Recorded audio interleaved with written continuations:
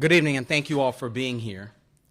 Over the past 2 weeks, our city has responded to a cybersecurity incident that has demanded constant attention from our IT teams, department leaders, and partners at every level of government.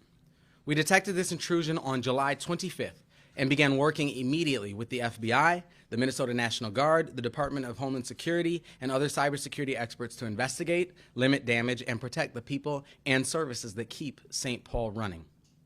3 days before we discovered the breach, the Federal Cybersecurity and Infrastructure Security Agency, CISA, published a public advisory about the exact criminal group responsible for this attack.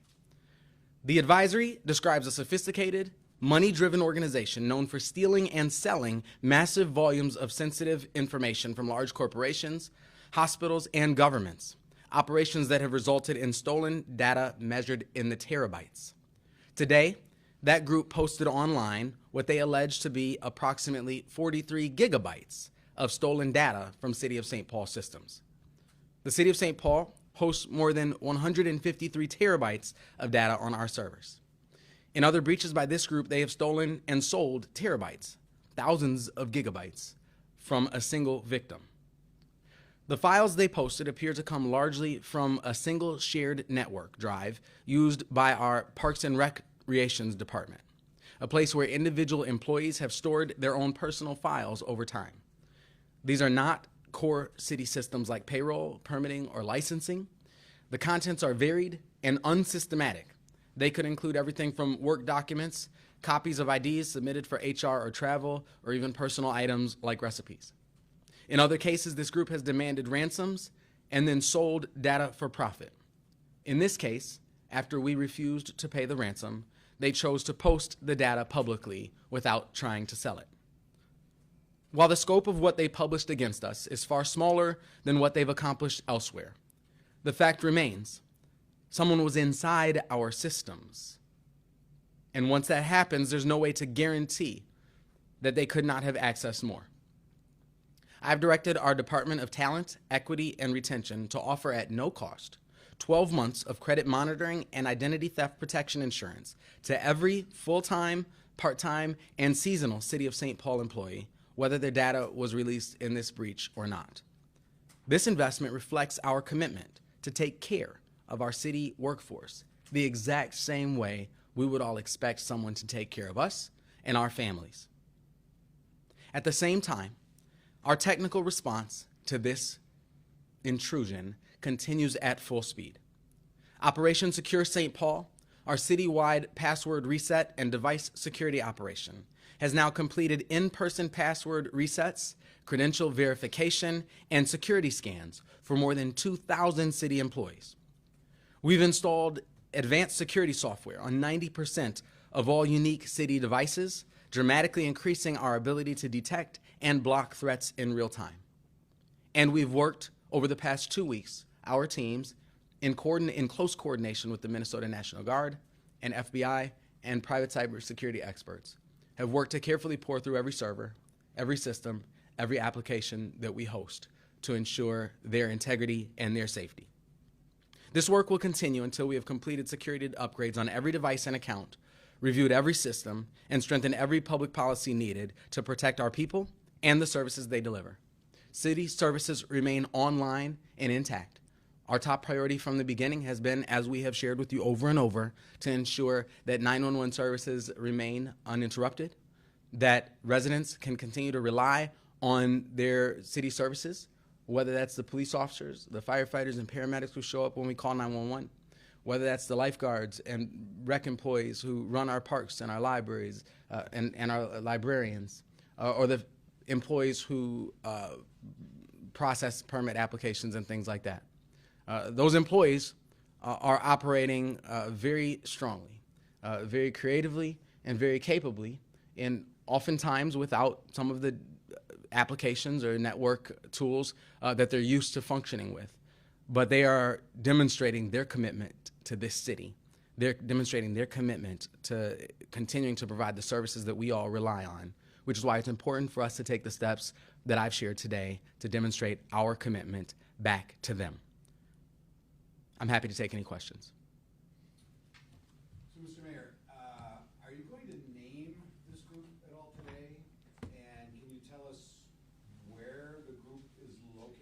specifically? What can you share about the group? What I know about the group is that they're located on the dark web. I don't know physically where the actors are located. I would love to tell you the names of lots of city employees who have gone way above and beyond to provide city services for our community. The group has named themselves on the internet, and I don't deem them worthy of me saying their name. Can you confirm it's Interlock? That is the group that has put released that online.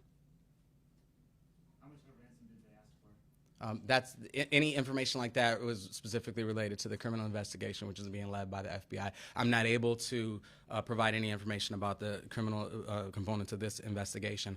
Obviously, we wish those agents well, and we'll be listening very closely for any findings that they're able to release as well. Is there any indication of people who pay the city for services that their data has been leaked? Is it just personnel stuff for the city, or are there credit card numbers? Is there anything like that? No, the work is really the work is really contained to some of the systems and the data that's held on premises. A lot of the type of data that you just described will be held in clouds, and all of those cloud-based services will be separate systems. Mayor, how much will this cost the city? We don't have a detailed analysis of that yet. Obviously, if there's a fire, we put out the fire and we figure out how much the water costed later. This has been an emergency situation, and so we've been on deck, all hands on deck, responding to that emergency. It will certainly be expensive. Our staff, like I said, have been working day and night, literally around the clock. The Operation Secure St. Paul that I just talked about is open right now. I was there yesterday at 5:30 a.m. and there was staff who had been there who had already been there for an hour before I got there. And that operation runs until 10 p.m. every night. So there will be a significant overtime bill for that, for the work that we had to do, for example, to make sure that we met payroll for the cybersecurity experts that we're working with. Those costs are significantly less than it would cost us to not take those measures. And so that's why we choose this posture in an emergency situation. We, of course, will share that information as it becomes available. Can you explain the decision behind not paying the ransom? I'm sorry, say again? Can you explain the decision behind not paying the ransom? Absolutely. As I've shared since the beginning of this emergency, we have maintained full access to all of our data. Among other measures, in those first days since the suspicious activity was recognized in our servers, our IT staff, led by Director Jamie Wascalis, who's here with me, took quick action to back up all of our city data across the whole city. So we knew from the beginning that there was not a likely scenario in which someone could lock us out or encrypt our data in such a way that we could not access it. And the next step that our IT staff took was to unplug all of those systems so nobody else could take those over. So we've maintained full control of all of our systems and full access to all of our data. We, as I've shared with you all in the past, have been working over the past 2 weeks to try to assess what, if any, data could have been removed from our servers. As recently as yesterday, I shared with many of you that I hadn't seen any evidence that any data whatsoever had been removed from our servers. That was based on a number of things. That was based on the forensic investigation that our staff is conducting alongside the FBI and our cybersecurity experts, but it was also based on the communication with the threat actor. I've learned more than anybody really needs to know about this stuff, and one of the first things that I've learned, and it reminds me of any kidnapping movie anybody has seen, where the first step is to provide what they call proof of life. Demonstrate that you have what you say you have. We asked them to demonstrate what they had, and they, instead of demonstrating what they had, decided to end the conversation, which was an indication to us that they may not have thought that they had much by way of value, much of value. That assessment is consistent, again, with the fact that instead of trying to go and sell the data that they had, they released it for free. Finally, based on the recommendations of our cybersecurity experts, the Minnesota National Guard, and the FBI, we received consensus recommendations from all parties involved not to pay a ransom. Mr. Mayor, does the city have any cybersecurity insurance, number one? And number two, are you confident that the systems are good? Like, you wouldn't have to do any kind of rebuilds of the system at all or anything like that? First question, the city self-insures for cybersecurity incidents. The second question is, as I said, my job is to gain yellow belts in a whole range of things over time. And one of the things that I've learned over the past couple of weeks is that many of the systems, it's one of the reasons it took us a little bit, and we wanted to make sure we understood the level of severity before unplugging those systems and turning them completely off, because many of those aren't as simple as just sort of flipping a switch and bringing them back online. They require kind of reconstruction.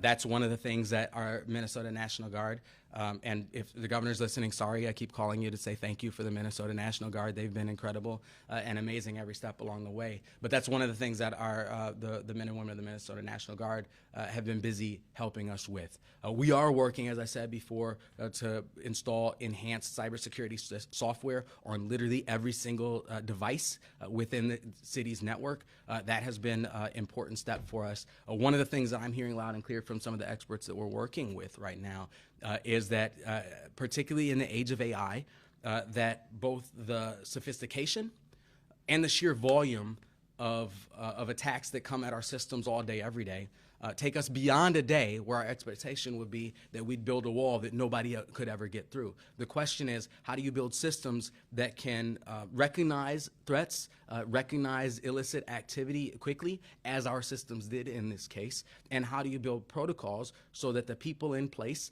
people like Director Wascalis, who's here with me, people like our Chief Information Security Officer, Steph Horvath, people like the men and women who work in our city's cybersecurity teams, know what actions to take when that alarm goes off. They did those actions very well. So we're very proud of that work and very appreciative of their work to put us in the strong position that we're in. We'll continue. For example, 3 years ago, we didn't have a full-time Chief Information Security Officer. So we will continue to boost our cybersecurity protocols and our cybersecurity posture as a city. And we certainly will be unpacking this for any lessons that we've learned in the last couple of weeks as we do that. I will say that particularly as we consider a threat actor as sophisticated and as capable as the one that our teams have had to battle these past couple of weeks. When we look at the volume of data that we have compared to the volume of data that was released today, when we look at some of the releases that they have made in the past compared to the release that they did today, that there are signs to be found in this that our team operated very capably. Is it fair to say then that some is being rebuilt, reconstructed? Is it fair to say it that way? I think so. Yeah. Maybe, how would you phrase it if you're reconstructing? Is it a rebuild? What is it exactly? I would say, after you take everything down, like Mayor said, you can't just turn it on right away. So what we have to do is we have to thoroughly investigate every single system, server, application. That's what is taking so long. Our cyber incident response team that we've hired is going through every single server, every single file. And then once they clear it, we take it, and then we're going to start testing it. So that's really what's taking so long. We have to make sure that the threat actor left no trace, right? And so that's what's really taking a long time, and that's very typical for these. Any cybersecurity expert will tell you when you take the whole system down, it's not like that. You got to take time. You have to be careful to make sure that your data and your system stay secure. I'll add to that. Thank you. That was Director Jamie Wascalis, the Director of the Office of Technology and Communications for the city. I will add to that part of what's taking so long is the fact that, frankly, putting our network systems and applications that our employees rely on back online has not been our top priority through this. Our top priority through this has been ensuring that if you call 911, a police car is on the way, that a fire truck is on the way, that an ambulance is on the way. Our top priority has been ensuring that on a hot, sunny day, our pools remain open and that city services remain available to people. At times, that's been competitive.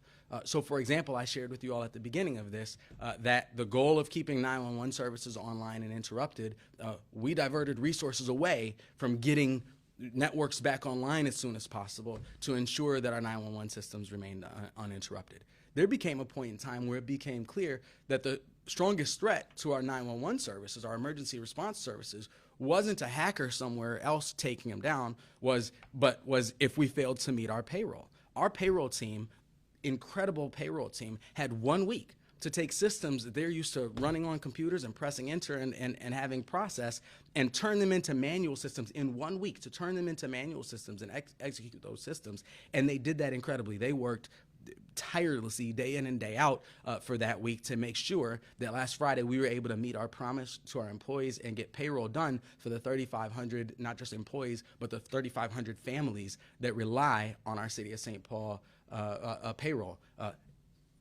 on behalf of the 300,000 families that rely on those 3,500 city employees. So in that case, for example, getting payroll done became a higher priority for us than getting those network systems and getting those applications back online. So that's a part of what's taken so long as well. Because in other cities, Atlanta, Baltimore, this is not a first, right? Ransomware guys, they have to do a rebuild quite often because ransomware guys circle back and try again. Mm-hmm. Is that part of the reason why you got to do the rebuild, because they're known to try again once they've done it once?